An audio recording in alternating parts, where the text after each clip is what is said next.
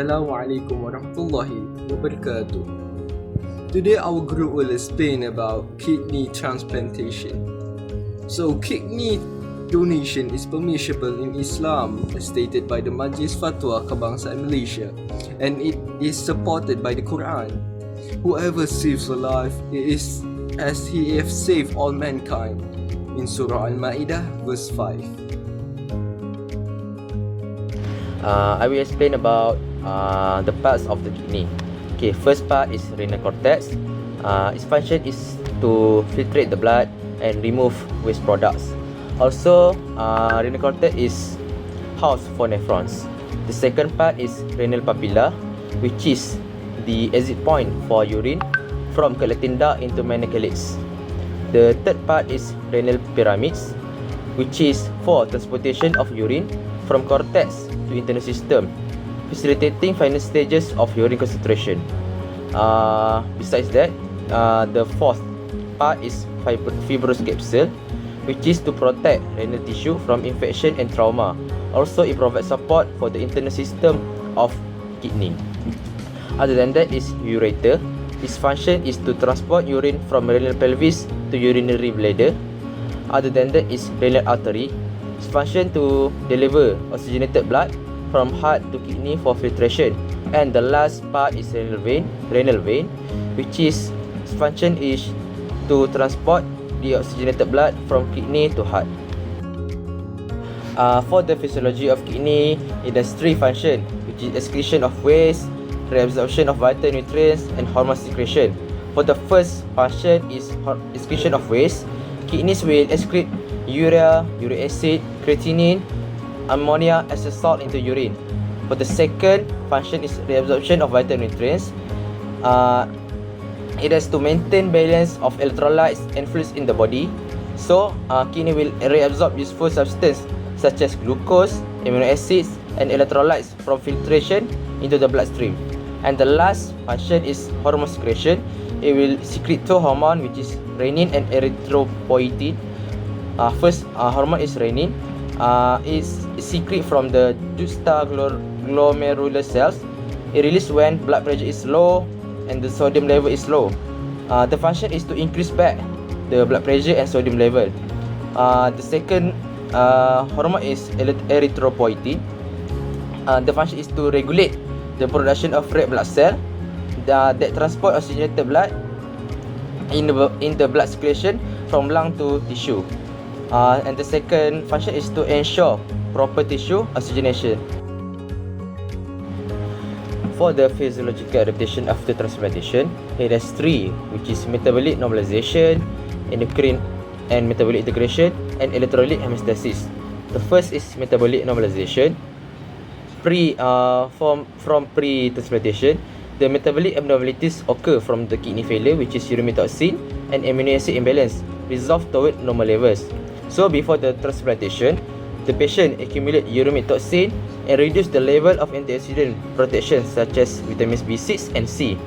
So after the patient receive the new kidney, it will normalize the metabolic level. So for the second adaptation is endocrine and metabolic integration. So kidney will produce hormone such as erythropoietin and activates vitamin D, correcting anemia and bone disease. So the transplanted kidney will do endocrine function. So it has two functions, which is produce EPO, which is erythropoietin, which stimulates red blood cell production and correcting anemia. So for the second function is activates vitamin D, which is improve calcium absorption and bone health. For the last adaptation is electrolyte homeostasis. The transplanted kidney which will regulate sodium, potassium, calcium and phosphorus level. So kidney tissue will handle electrolyte correctly, which is the one is appropriate potassium excretion, second calcium and phosphorus regulation, and third uric acid handling. Next, let's look at the effect of kidney failure. First, we have waste buildup. also known as uremia. When the kidney fail, they can no longer filter waste products like urea. As a result, toxins accumulate in the blood, causing fatigue, nausea, vomiting, and confusion. Next is fluid imbalance. Normally, the kidneys regulate the body fluid level. However, when they fail, the body retains excess water. This can lead to swelling and shortness of breath, especially when fluid builds up in the lungs. The third effect is acid-base imbalance. The blood becomes more acidic because the kidneys cannot maintain the proper pH balance. This may cause fatigue and rapid breathing.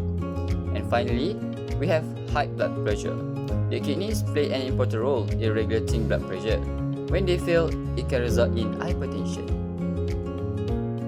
Organ transplantation is defined as the operation in which a whole or partial organ from a donor is implanted to replace the function of a recipient's damaged or failing organ.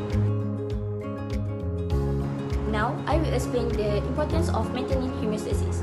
Firstly, stability. Homeostasis helps to maintain stable internal conditions in our body. This is very important because our cells and organs can only function properly when conditions such as temperature and pH are kept constant. Secondly, adaptability. Homeostasis allows our body to adjust and respond to changes in the environment. For example, when the temperature increases, our body will sweat to cool down. This shows how the body maintains balance even in different situations. Lastly, blood glucose regulation. Homeostasis helps control blood glucose level by using hormones like insulin and glucagon. These hormones ensure that our blood sugar levels remain stable, which is important for providing energy to our body. So now, let's move on to the procedure of a kidney transplant. A kidney transplant is a life-saving procedure performed to replace a failing kidney with a healthy one from a donor. The procedure begins under general anesthesia, so the patient remains completely asleep and pain-free throughout the surgery.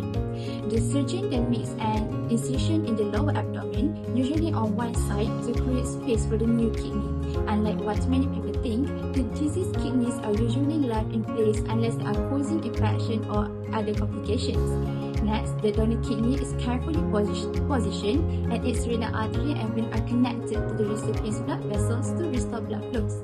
The surgeon then attaches the ureter, which carries urine from the kidney to the bladder. Once everything is securely connected and blood flows to the new kidney begins, the surgeon checks for any leaks and ensures that everything is functioning properly. The incision is then closed using sutures or staples, and a dressing is applied. After the surgery, the patient typically stays in the hospital for about a week, where doctors monitor kidney function and adjust medication to prevent reject.